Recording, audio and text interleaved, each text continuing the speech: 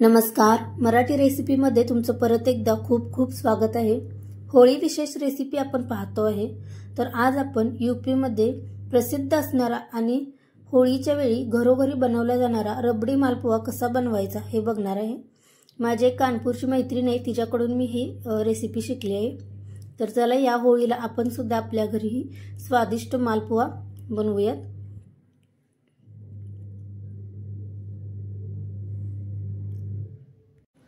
रबडी मालपुआ आज आपण इथे बनवतो आहे। तर यासाठी इथे मी 1 लिटर दूध घेतले। हाय फ्लेमवरती दूध उकळून घ्यायचं आहे। यानंतर गॅसचा फ्लेम कमी करायचा आहे। आता दूध आपल्याला इथे आपण 1 लिटर दूध घेतले तर जवळपास पाव लिटर दूध राहील इथपर्यंत दूध आपल्याला आटवून घ्यायचं आहे। गॅसचा फ्लेम कमी करायचा आणि असं ढवळत आपल्याला दूध हे आटवून घ्यायचे। भांड्याच्या कडेला जी साई तयार होते ती सुद्धा काढून मी यामध्येच मिक्स केली आहे। दूध इथे आटवून झाले। आता गॅसचा फ्लेम मी बंद करते। मालपुआसाठी लागणारं बॅटर आता आपण तयार करणार आहे। आपण जे तयार करून घेतलेली ही रबडी आहे, दूध आटवून घेतलंय आपण। यातील थोडंसं दूध म्हणजे जवळपास पाव वाटी होईल एवढं दूध शिल्लक ठेवायचं आहे आणि बाकीचं दूध आपण बॅटर तयार करण्यासाठी घेऊया। यामध्ये इथे मी मैदा घातलाय, अर्धा कप मैदा घेतलाय। त्यातील पाव कप मैदा, अर्धा मैदा मी या रबडीमध्ये घातलाय। छान मिक्स करून घ्यायचं आहे। गुठळ्या फोडायचे आहेत, अजिबात मैद्याच्या गुठळ्या होऊ द्यायच्या नाहीत। थोडा थोडा करत मैदा यामध्ये आपण घालायचं आहे। मैद्याऐवजी तुम्ही गव्हाचं पीठ वापरलं तरी सुद्धा चालेल। यानंतर आपण बाकीचा शिल्लक राहिलेला मैदा सुद्धा यामध्ये घालूयात आणि छान याला असं मिक्स करून घ्यायचं आहे। एकदम सॉफ्ट असं बॅटर तयार झालं पाहिजे। ज्यादा तर या मालपुआमध्ये मैदाच वापरला जातो, पण जर तुम्ही मैदा खात नसाल तर गव्हाचं पीठ वापरलं तरी चालेल। हे पहा आपलं बॅटर इथं तयार झाले।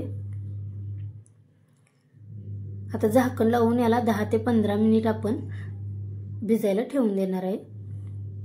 तोपर्यंत आपण यासाठी लागणारा पाक तयार करून घेऊया। या ठिकाणी गॅसवरती मी एका कढईमध्ये अर्धा कप साखर आणि अर्धा कप पाणी घातले आणि यामध्ये वेलची पूड घालायचे। आपल्याला याचा कडक पाक तयार नाही करून घ्यायचा, 1 तारी किंवा 2 तारी पाक नाही बनवायचा। तर हे पाणी आहे ते फक्त 7 ते 8 मिनिट आपल्याला उकळून घ्यायचे। जसा गुलाबजामचा पाक असतो त्या पद्धतीचाच पाक आपल्याला तयार करायचा आहे। यानंतर आपण जे पाव वाटी दूध शिल्लक ठेवलेलं तर यामध्ये साखर घालायचे, वेलची पूड घालायचे आणि साखर विरघळेपर्यंत फक्त हे उकळून घ्यायचंय। याला थंड करून घ्यायचं आहे। ही रबडी आपली आता तयार झाली।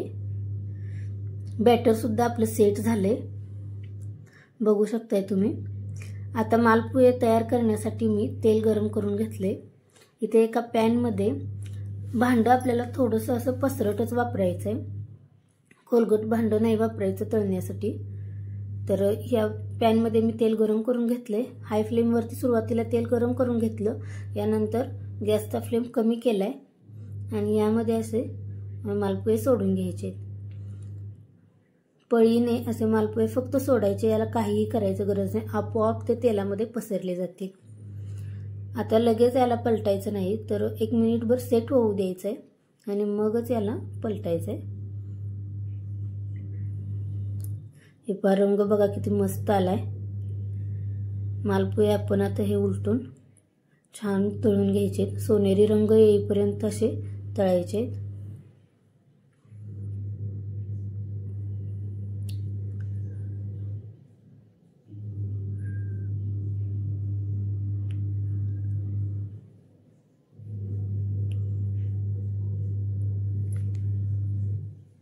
मालपुए तळून झालेत, हे आता आपण काढून घेऊया।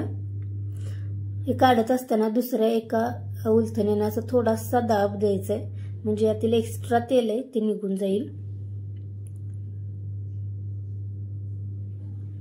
खूपच स्वादिष्ट लागतात हे मालपुए, एकदा तुम्ही नक्की करून पहा। अशाच पद्धतीने मी बाकीचे सुद्धा मालपुहे तेलातून काढून घेतलेत। आता इथे आपण तयार करून घेतलेला पाक आहे, या पाकामध्ये हे मालपुहे घालायचे आहेत। पाक जरी थंड झाला तरी चालेल, काही हरकत नाही। यात आपण गरम असलेलेच मालपुहे घालणार आहे। तर एकदा छानपैकी हे बुडवून घ्यायचे, तसे सर्व बाजूंनी पाक लागला पाहिजे। आता हे मालपुहे मी पाकामध्ये असेच ठेवणार आहे, तोपर्यंत आपण बाकीचे राहिलेले मालपुहे तयार करून घेणार आहे। एक 5 मिनिट मालपुहे मी यामध्ये असेच डीप करून ठेवलेले। आता हे काढून घेते। एकदम स्वादिष्ट मालपुहे तयार झालेत। हे तुम्ही रबडी बरोबर सुद्धा खाऊ शकता किंवा असेच सुद्धा खूप छान लागतात। आता सर्व करताना मी यावरती थोडीशी आपण तयार करून घेतलेली रबडी आहे ती घालणार आहे आणि वरून काजू बदामाचे काही काप आहेत ते घालायचे आहेत।